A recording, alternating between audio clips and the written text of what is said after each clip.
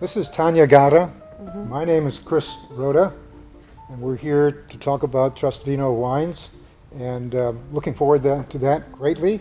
And in particular, we're going to look at these wines vis-a-vis Chinese cuisine on one hand and Russian cuisine on the other hand. So first we want to do the Chinese segment. This is, again, is for Trustwino wine, which is can be private labeled, custom labeled, can be branded, can be all things to all people, because we produce the best wines from California, and we're really excited to get into the Chinese market because it's just booming. Did you know that China produces, or is now the sixth largest producer of European style wines in the world? They have over 1 million acres planted to wines as we speak. And it's booming. The wine grows, the wine business is growing double digits, about 10% every year. So it's just becoming enormous. So we're pretty excited about that. And then you add to that the young generation and the new mood in China about embracing European foods and European wines. You have the Chinese having more cell phones than any other nation in the world. Well, that's unbelievable. So how does this impact wines from Europe, European style wines, and from California and from China itself? Very, very favorably. So, so first we want to talk about rosé. And the reason I'm picking rosé, which is this wine right here, is rosé is one of those workhorses. It just goes with so many things. And in China, you have to realize that when people dine, it's a big social event. They come out, and dinner in China is like 3, 5, 8, 10 people, and they're all around the table, and these huge platters come out of the kitchen with giant spoons, and everyone just sits down and eats. Well, there's no particular format in the way the foods come out of the kitchen, because whenever it's ready, it lands on the table.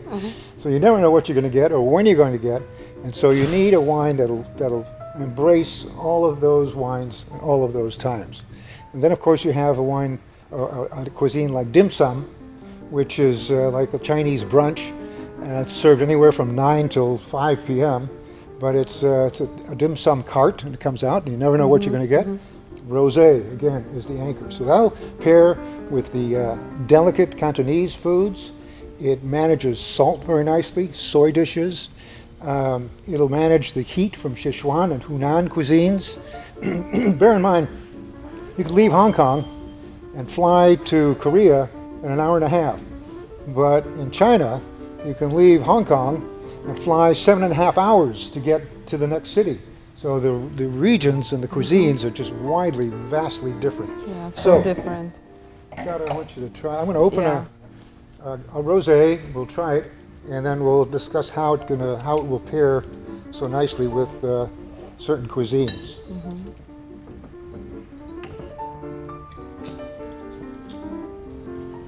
So remove the foil. I like to leave the foil on, because when it's without the foil, the bottle kind of resembles Adam without a fig leaf. It's just kind of naked.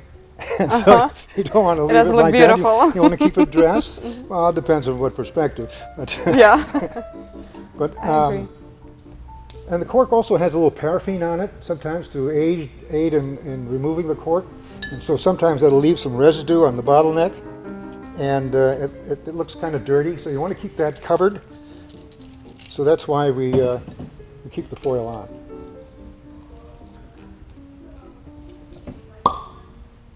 Oh. The only sound more pleasant than that is a baby's giggle. So this is a rosé. I'm curious to see how the sweetness is, because this is going to impact Hunan and Szechuan cuisine. And a nice color. Just a little deeper. I always like to take something white, and so you get the color a little better when it radiates off of white, the little reflected light.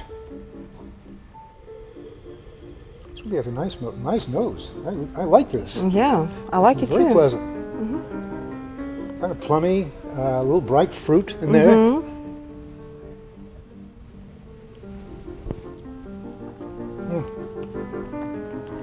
Beautiful taste, and it has a bit of sweetness. So important, because particularly when you have Szechuan and Hunan cuisine, and you have this raging heat, you need something to temper that, and this wine does that as well. So, so rosé is a workhorse. It'll handle many kinds of dishes, and what better rosé can you bring to the table than Trustwino?